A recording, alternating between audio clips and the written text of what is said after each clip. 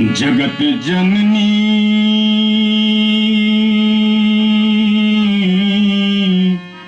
जननी जननी जननी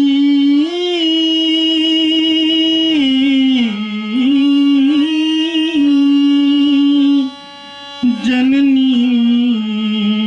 जननी जननी जगत जननी माँ जगदम्बे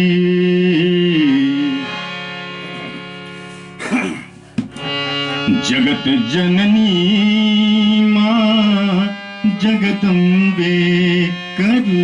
दुख दूर हे अम्बे जगत जननी माँ जगदम्बे करो दुख दूर हे अम्बे करो दुख दूर हे अम्बे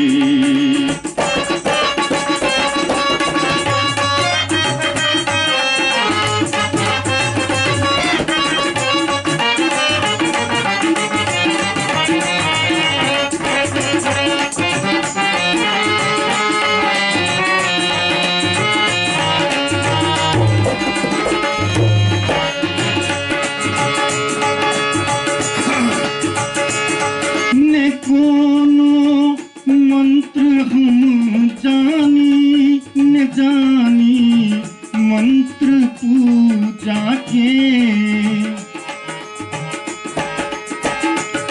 न कोनो तंत्र हम जानी न जानी मंत्र पूजा के न जानी मंत्र पूजा के न जानी मंत्र पूजा के शरण में आदि जगदम्बे शरण में आदि जगदम्बे जपे छी नाम हे अम्बे जगत जननी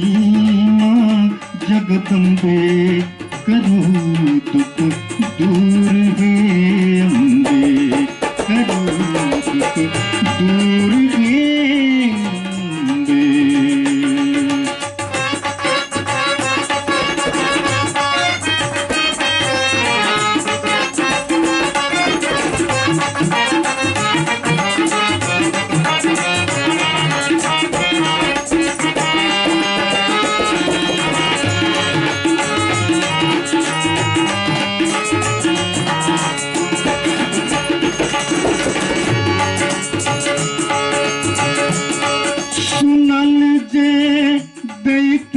मैया अपन स्नेह बेटा के सुनल जे दैत छथ मैया अपन सब स्नेह बेटा के अपन सब स्नेह बेटा के अपन सब स्नेह बेटा के अभागल दुख समूलायन अभागल दुख समूलायन लजायल हार छे अम्बे अभागल दुख समूलायन लजायल हार छे अम्बे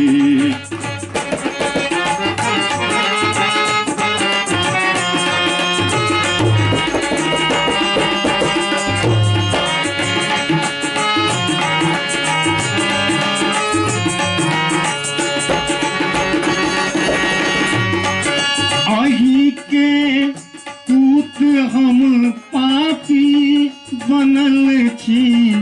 कष्ट के भागी आही के पुत हम पापी बनल छी कष्ट के भागी बनल छी कष्ट के भागी बनल छी कष्ट के भागी। आही के पूत हम पापी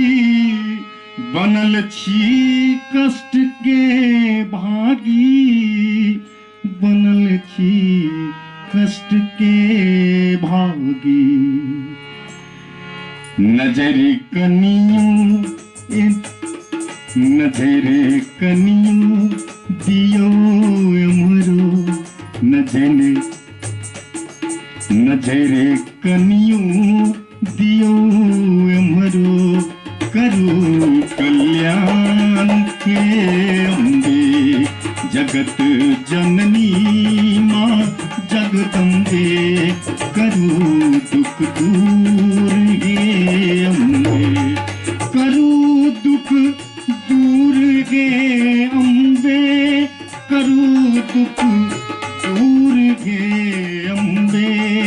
करो दुख दूर गे अम्बे, करो कल्याण गे अम्बे, करो कल्याण गे अम्बे, करो कल्याण गे अम्बे। जगत जननी माँ जगदम्बे, जगत जननी माँ जगदम्बे, करो दुख दूर हे अम्बे, करो दुख दूर हे अम्बे, करो दुख दूर हे अम्बे, करो दुख दूर